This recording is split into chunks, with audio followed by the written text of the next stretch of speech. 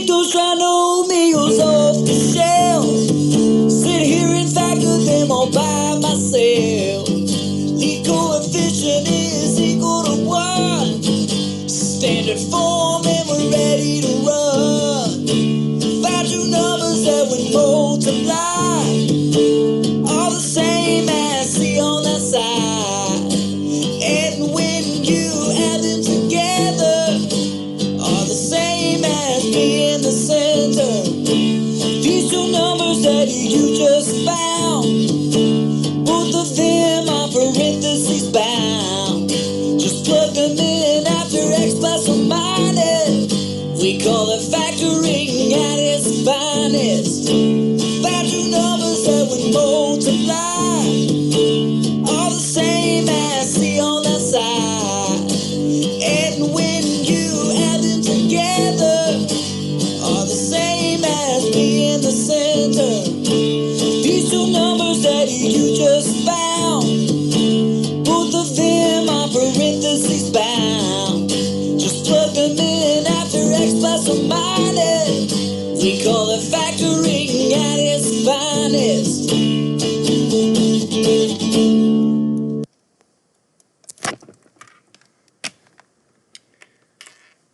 All right, well, welcome back, Algebra 1 students, as we are looking at 7.5, factoring trinomials is what we're looking at in this lesson.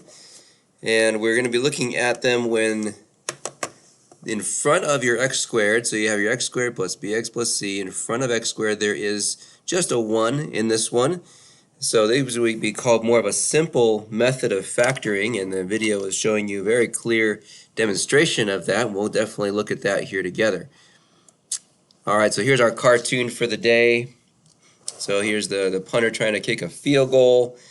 Coach says, go tell the athletic trainer that we need an optometrist. So apparently the guy needs some glasses. Optometrist is an eye doctor. Instead of kicking the ball, he kicked the setter, the guy that's holding the ball. Alright, let's move on to our core concept on page 226. So here's the core concept. We're factoring this trinomial, and it's when C is positive, when your last number in that trinomial is a positive number. So here's an example where like 5 is positive in the back.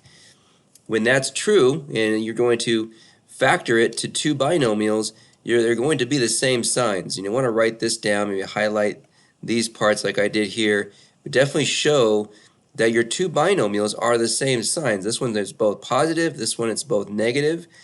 So depending on the sign that's in front of your B term, your middle term here, so if you have a positive C term and this is positive, they're both going to be positive in the binomial. If you have a positive C term and this is a negative, they're both going to be negative in the binomial. So the simple method of factoring is just simply that. Again, we're looking to find two numbers, and this is what you want to write down. What two numbers multiply to give you the C, just like the video is saying, and add to give you the B. So what two numbers would multiply to give you 5, that would add to give us a 6. And so you can see the numbers are 1 and 5. 1 times 5 is 5, and 1 plus 5 would give us a 6. So you know those are the two numbers that you're going to plug into your binomial. But the simple method just simply means you're going to put x up from front. That's why it's so simple. The next method we see on the next lesson is not going to be a simple method, and it's going to be taking a little more time to figure that out. But for the simple method, when you just have an x squared, you know you're just going to break that up to x and x up front. You just got to figure out what two numbers are going to go behind the x in each binomial. In this case, they're both positive 5s. In this one, they're both negative, or both positives. Positive 1, positive 5. This one, they're both negatives. Negative 1 and positive 5. All right, let's go ahead and look at an example here on page 227, your extra practice. Let's just start with number 1. So I'm going to start working on number 1. It says c squared plus 8c plus 1. So again, we're looking to figure out what two numbers are going to multiply to give us this 7 that would add to give us an 8. So you can go through maybe different options, but there's only one option that would multiply to give you 7, and that would be 7 times 1.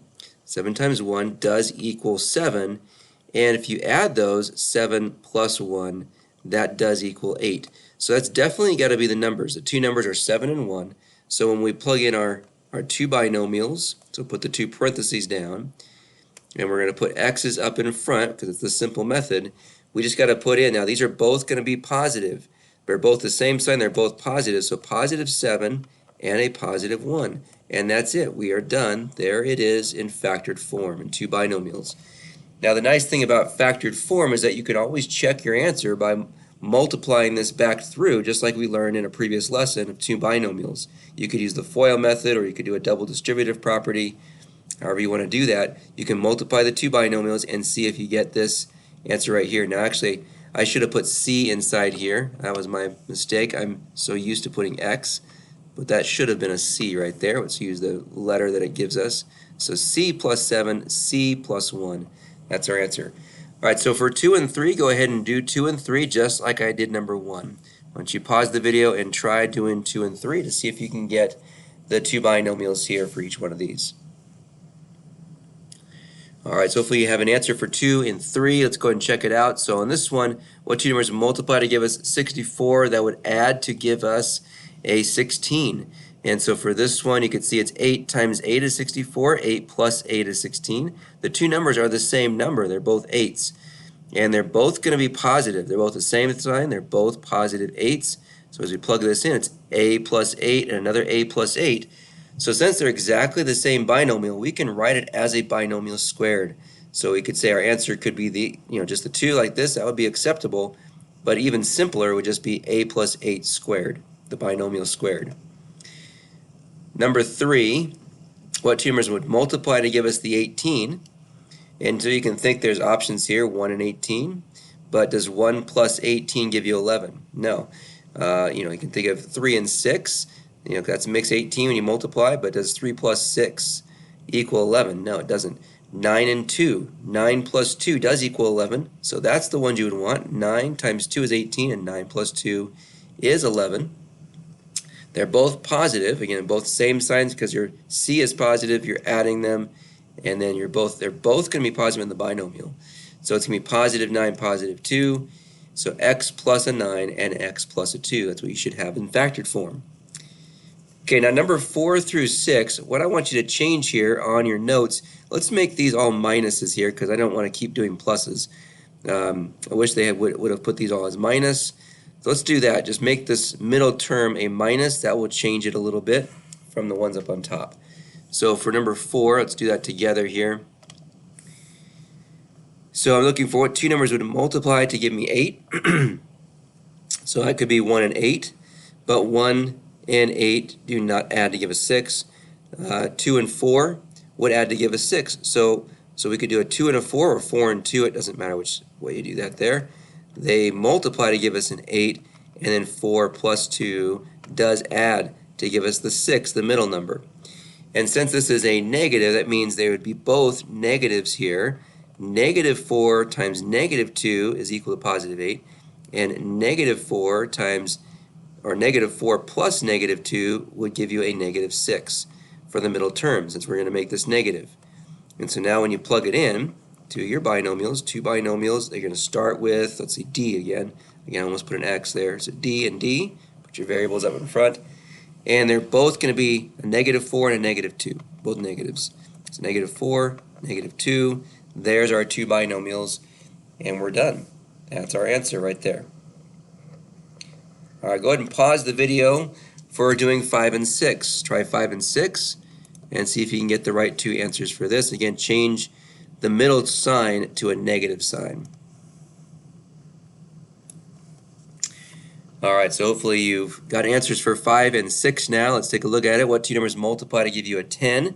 That would add, since it's a plus here, I always look at this, that would add to give me the 11.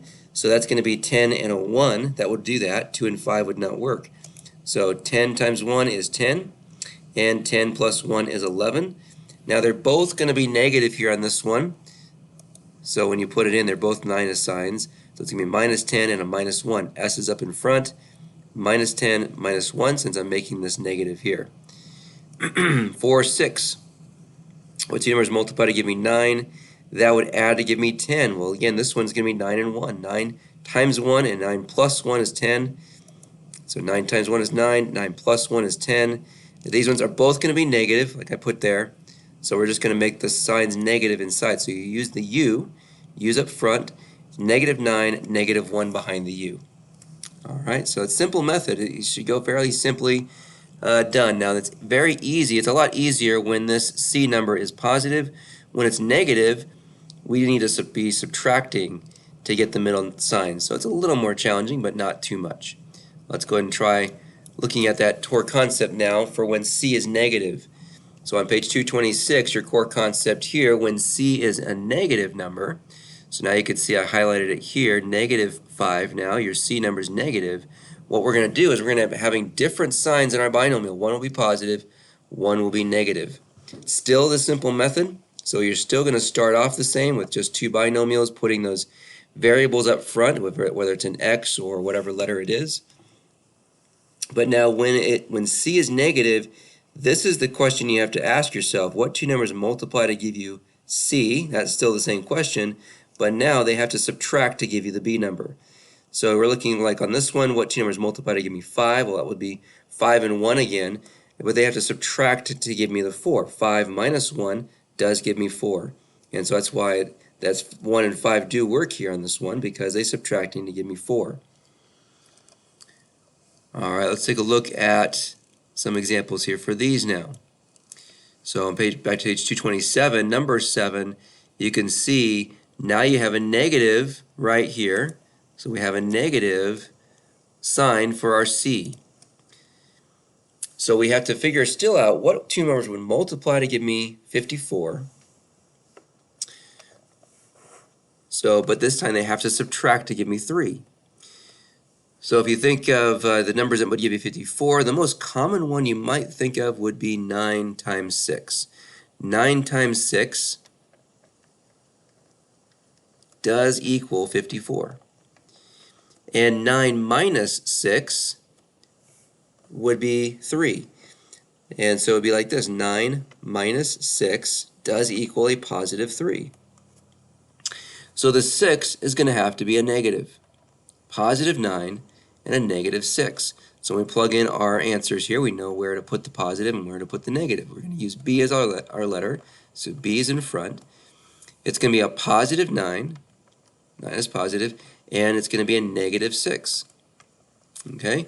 So this one, you want to notice that the middle sign here of the B term, this middle sign of 3B, is positive. Your bigger number between these two, 9 and 6, the bigger number is always going to get this middle sign right here. So 9's bigger, 9's getting positive, which means B is going to get the other sign negative. They have to be different signs in here.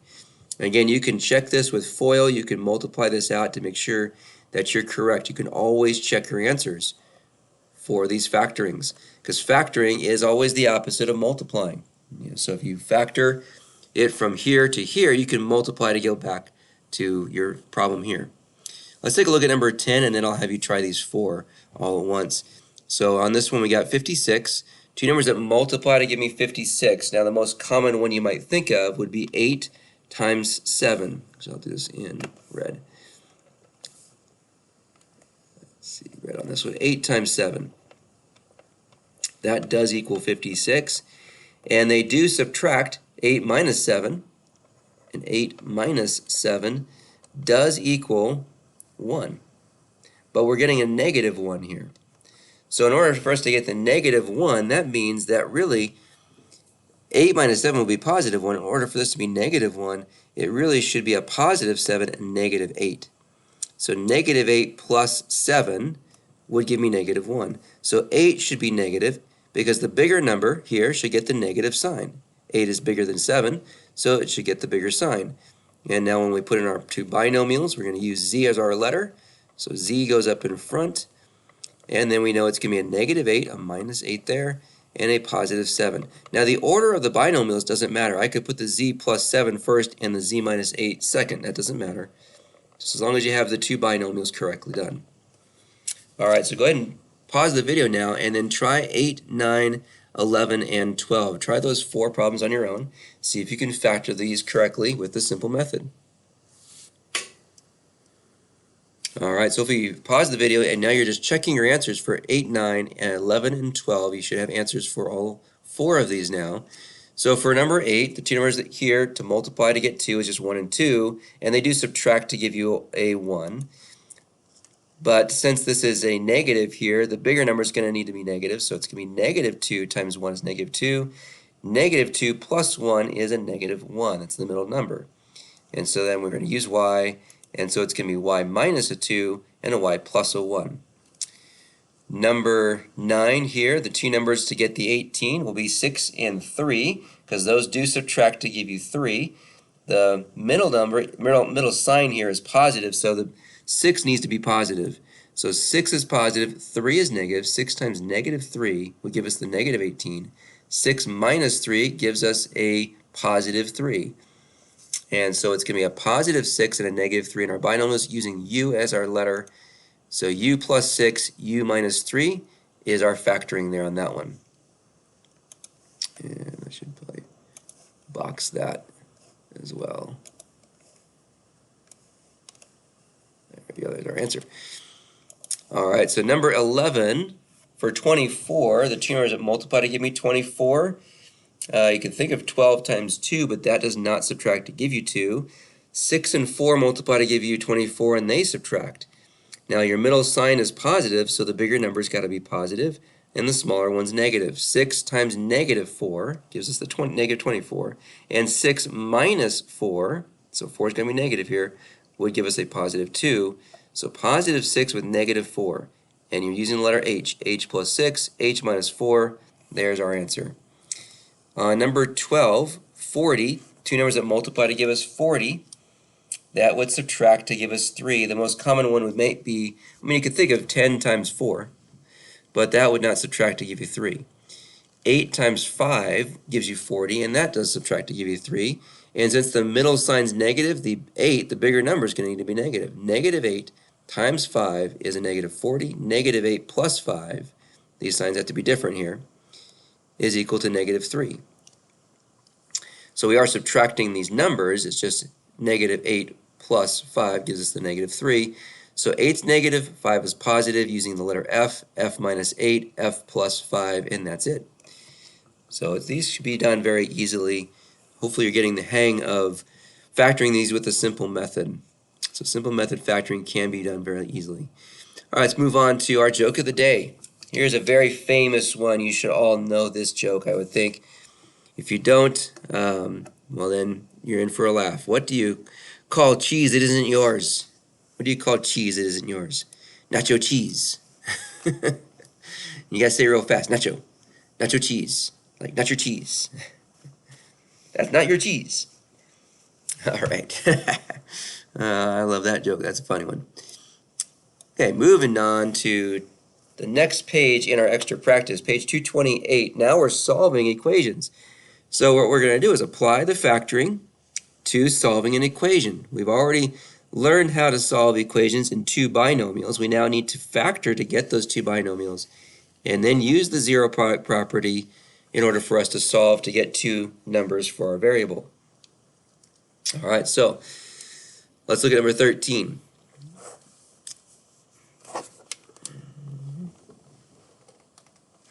So number 13, we're letter G here, so we're going to factor this first. So we need, again, we can put in our G's first. What two numbers multiply to give me 40? That will add to give me 13. So again, we could do 4 times 10, but 4 and 10 do not, 4 plus 10 does not add to give me 13. And think about 8 times 5 again. 8 plus 5 does add to give me 13. So those two numbers have to be 8 and 5. 8 times 5 would give me the 40. 8 plus 5 gives me 13. Now notice I'm just putting them in here. I need to include the signs. I know they're the same sign. This sign is negative, so they're both minuses. They're both the same signs because we're adding to get that. So they're both minuses. So there's our two binomials, g minus 8, g minus 5. We now use the zero product property. So we're going to say g minus 8 is equal to 0, and g minus 5 is equal to 0. And this one we just got to add 8 to both sides. And so that's going to give us now, solving this now, we solve here, g is equal to positive 8, and when I add 5 on this one to solve it, g is equal to positive 5. So there's our two answers. G is equal to 8, G is equal to 5. Alright, so I'm going to have you try 14 and 15 now on your own. You're going to start by just factoring the trinomial using the simple method factoring. And then once you got the two factors, use the zero product property to separate those out. And then you can solve to get the two answers. Alright, so try 14 and 15 and then play the video to check just those two there, there in blue. Alright, so hopefully you have an answer for 14 and 15. So when we factor this one, two numbers that would multiply to give me 6, that would add to give me 5. It's not 1 and 6 because that would add to give us 7. It's got to be 2 and 3. 2 times 3 is 6, 2 plus 3 is 5. So it's going to be the 3 and the 2. They're both the same sign, they're both minuses. So k minus 3, k minus 2. Use the zero product property there to separate those out, and then you're adding 3, you're adding 2 then to get your answers. So k is equal to positive 3, k is equal to positive 2. There's your two answers. For number 10, to factor this, what two numbers would multiply to give you that 10? That's going to add to 7. Now it's not 10 and 1, that would have to give you 11. 2 times 5 is 10, and 2 plus 5 is 7, so it's got to be 2 and 5. They're both the same, they're both minus signs. So it's going to be w minus 5 and a w minus 2 for the factoring. And then set each of those factors equal to 0 using the zero product property. Add 5, add 2. So our two answers there, w is equal to 5, w is equal to positive 2, both positive answers. Alright, let's come down to number 16. Let's do this one together.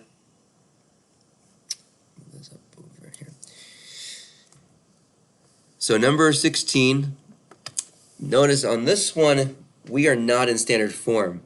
13 through 15 was all in standard form because it was equal to 0. Standard form is when it's equal to 0. This one is not equal to 0, so we got to do that first. We need to move the 30 to the other side. So I need to subtract 30 from both sides. So first of all, first step is to get this into standard form. And so we're going to now see x squared minus x minus 30 is equal to 0. So now that's in standard form. Now we can factor. So again, we have step number 1 here. Step 2 is to factor. So factoring this into two binomials, I'll put my binomials down here, equal to 0. And I'm just going to put the variable up front right now. X's are our variable. What two numbers would multiply to give me 30? That's going to subtract to give me a 1. So obviously 3 times 10 is not going to work because 10 minus 3 is not 1. 6 times 5 is 30, and 6 minus 5 is 1. So it's got to use 6 and 5 as our numbers. And we know they're different signs because it's a minus 30 here. Different signs, the bigger sign has got to get the negative here. So the middle sign goes with 6, which means 5 gets the positive. Okay, because it's going to be, so that's something you got to realize. You always remember that the middle sign, when you have different signs, when they're going to be different signs from this one because you're subtracting, the middle sign is got to be given to the bigger of the two numbers. Now you use a zero product property, so that's step number 3 here. So x minus 6 equals 0 and x plus 5 equals 0. So there's using zero product property. And now step 4 is to solve this. We're going to add 6, both sides there. So it's going to be x is equal to 6. And this one we got to subtract 5. So on this one, x is equal to negative 5. There's our two answers. So positive 6, negative 5 are the two answers on that one. Alright, so for 17 and 18, go ahead and try those two. Pause the video and try 17 and 18 on your own, and then play to check your answers. Alright, so if we have answers on 17 and 18, let's go ahead and try this. First thing to do is put this in standard form, but I need to add 2 to bring the 2 over there. So when I do that, add 2 to both sides. Now we're going to see r squared minus 3r. Now plus the 2 equal to 0. So there's our standard form, it's equal to 0. Factor this now, step 2. What two numbers multiply to give me 2? It's only going to be 2 times 1. And 2 plus 1, since it's got to be the same sign, they're going to add here to give us 3. 2 and 1 make 3 when you add. And they're both going to be negative there, so it's going to be r minus a 2, r minus a 1. So you have your r's up front. 2 and 1 are the numbers, and they're both minuses. And now use zero product property to separate them. So r minus 2 and r minus 1 both equal 0. You're going to add 2 here. You're going to add 1 on this one. So your two answers here, r is equal to positive 2, r is equal to positive 1. Those are your two answers. Number 18, first start by subtracting the 8 to get it in standard form. So we subtract 8, we're going to see t squared minus 7t minus 8 equals 0. And then factoring this, since it's a minus 8, your c term is negative, we got to subtract to get the middle one. So two numbers that multiply to give me 8, that's going to subtract here to give me 7. So I always go off of this sign here to see what I got to do. Either add, like we did on this one, to get the middle term, or subtract on this one to get the middle one. So if I think of like 4 times 2, that's not going to work here because 4 minus 2 is not 7. 8 and 1, 8 minus 1 would give me 7. That's what we're going to use. And the bigger number is going to give the middle sign here. So 8 is bigger. So it's a negative 8. So t minus an 8, t plus a 1. So you have your t's up front, your 8 and your 1 are the numbers, and the bigger number 8's got to get the middle sign. So that goes with the negative goes with 8, positive goes with 1. Set each one equal to 0 using now the zero product property. We're going to add 8 for this one and subtract 1. So our t is going to equal positive 8, t is equal to negative 1. Okay, so there are two answers. So hopefully you guys are understanding this, getting the hang of solving equations now, even just using the factoring. Because this is our first strategy to be able to solve equations, and these are actually called quadratic equations. We're going to eventually get into quadratic equations a little bit more later, but these are essentially quadratic equations, and if we have this and we can factor them, this is the easiest way to find your answers for quadratic equations. All right, now let's go on to 19 and 20. These are our last two problems. 19 and 20. On 19 it says the area of a right triangle is 16 square miles. Okay, so we need to know, first of all, how would we find the area of a right triangle? Well, the area of just any triangle would be area equals base times height divided by 2, or 1/2 base times height. Okay, so a triangle on this one has to have a base and a height in order for us to be able to figure out the area. So that's our area formula for a triangle. It says one leg of the triangle is 4 miles longer than the other leg. Find the length of each leg. Okay, so now what we need to understand there, I think it'd be good maybe to draw a picture of a triangle so we can kind of see this. So a picture of a right triangle here. Here's our right triangle with a little right angle there. These are the two legs. This would be called the hypotenuse of the right triangle. So this would be our base and our height. The two legs of a right triangle are always base and height because base and height have to be perpendicular to each other. So it says one of them is 4 more than the other. So if we say, okay, one is x, the other one's going to be 4 more than x plus 4. And so now if I use this to plug it into my formula, I know the area is 16. I know these are my base and my heights here, so I put them right there. So now I'm just going to substitute everything we know into our formula. So the A is 16 equal to the base x, height maybe is x minus x plus 4, okay, over 2. And the first thing to do is get rid of this fraction, multiply both sides by 2. That would cancel out the fraction here, and 16 times 2 is 32. So we got 32 is equal to, and again, this next thing we want to do, and I'm doing it at the same time here, I'm going to distribute this x in. X times x is x squared, x times 4 is 4x. So now we have this equation, which kind of looks like the equation we were just working on, that we're not in standard form. So we need to get this in standard form by moving the 32 over to this side, subtracting 32 from both sides. So now this will be equal to 0 over here. We're going to have x squared plus 4x minus 32 is equal to 0. There's our standard form of this kind of quadratic equation, this trinomial. And now we can factor this to two binomials, what two numbers will multiply to give me 32, that subtract to give me 4. Now a common one could be 8 times 4 is 32, and 8 minus 4 is 4. So those are the numbers, 8 and 4. And since this is a positive, 8's got to get that positive. 8's the bigger number. So x plus an 8, x minus a 4. Again, you can check that with just multiplying this back through to get back to here. And then use the zero product property. Again, we're trying to find each leg. So we're trying to figure out what is x here. So as I use the zero product property now, just like I was doing before, we're going to set each one equal to 0 and solve. So there's a zero product property, solving, subtract 8, x is equal to -8, x is equal to +4. Now since we're getting two numbers here, and the two numbers are different signs, one of these is not going to work. We can't have both, you can't have two numbers for x. There's only going to be one number for x. So you would not want to choose the negative one, because that wouldn't make sense. X is a distance, x is a length of a leg, and that's always going to be positive. You're never going to have a negative distance or a negative length of something. So we would not choose this one, we would choose 4. So x has got to be 4, and if I plug it in here, 4 plus 4 is 8. So my two answers for the legs equal 4 and 8. So that's what they would be. So 4 miles and 8 miles, we could say, for the legs of this triangle. All right, number 20 says you have two circular flower beds here as shown in this picture. The sum of the areas of the two flower beds is 136 pi square feet. Find the radius of each bed. Okay, so r is the radius here. The radius is always from the center to the edge of a circle. And so they show, and this is r, and this one's r minus 4. Okay, so the first thing we need to know on this one, kind of like our last one, we need to know a formula for triangle. Here we need to know the area formula for a circle. And again, if you don't know those, you can always look them up. You can use the internet. It's easy to find that.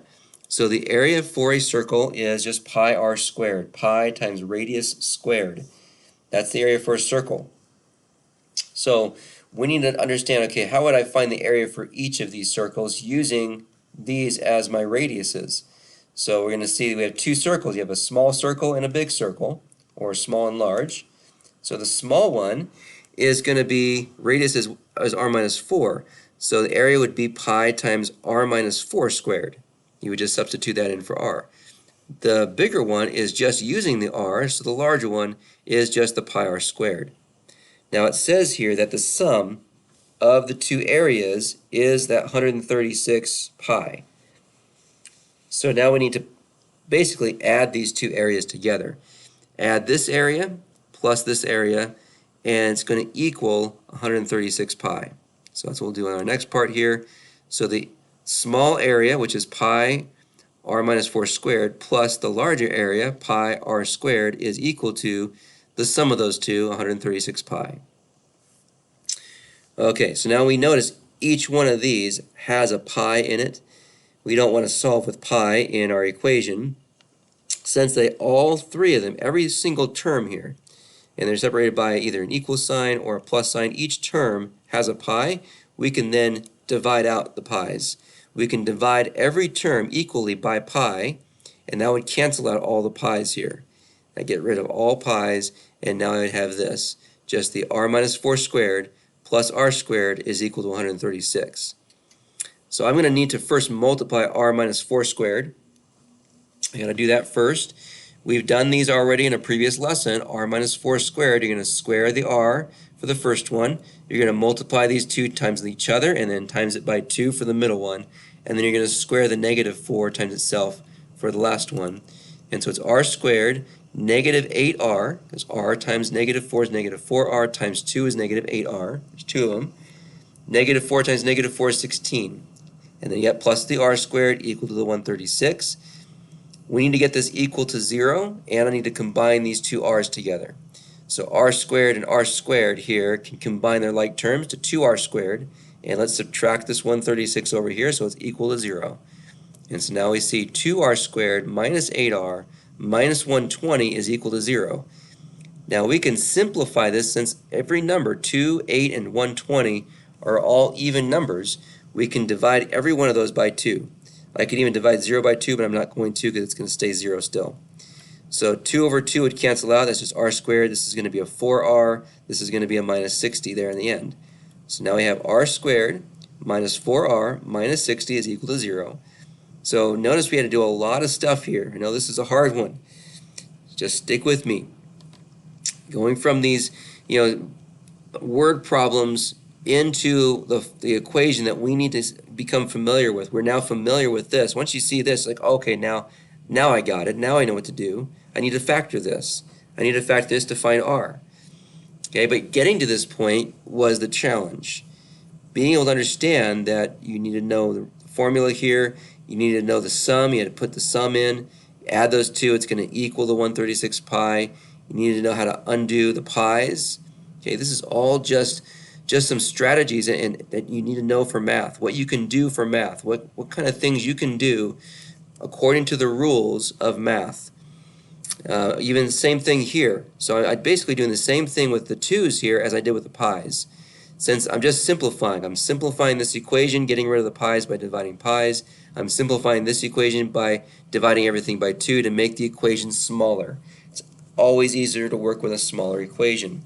I'm just using some solving equation techniques here, combining like terms, moving this 136 to the other side to get it equal to 0, and so on, to get it into standard form and into a simple equation that we can solve by factoring. So now I'm going to factor two numbers that multiply to give me 60, that subtract to give me a 4. Well, you can think of 6 and 10, but let's say that will work. 6 and 10 do work, yes. So 10 minus 6 is a 4, so that does work.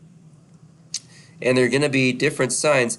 10's got to be negative. 10's bigger than 6, so 10's got to have the negative. So it's going to be r minus a 10, r plus a 6. So you put your r's up in front, your 10 and your 6, that multiplies to give you 60 and subtracts to give you 4. And then since the middle one's negative, your bigger number 10's got to be negative. That means 6 is positive. And so now when you kind of use the zero product property to figure out your answer here, you're going to say r minus 10 equals 0, r plus 6. So you add 10 and get 10, subtract 6 and get negative 6. And again, you're not going to use the negative one. You're only going to use the positive one since you got different signs here because, again, what we just found, r is 10. That's a radius. So that's the radius of our big one right here. The large one, r equals 10. So the radius equals 10 on this one, 10 feet. For the small one, 10 minus 4 is 6, so it's going to be 6. Small one is r equals 6. So 6 feet for the radius of the small one. That's what it said. Find the radius of each bed. All right, so that concludes our lesson here on factoring the simple method. The next lesson we're going to be doing more factoring, but it's going to be factoring with the star method. So we'll see that on the next lesson. And I'll see you then. Have a great rest of your day.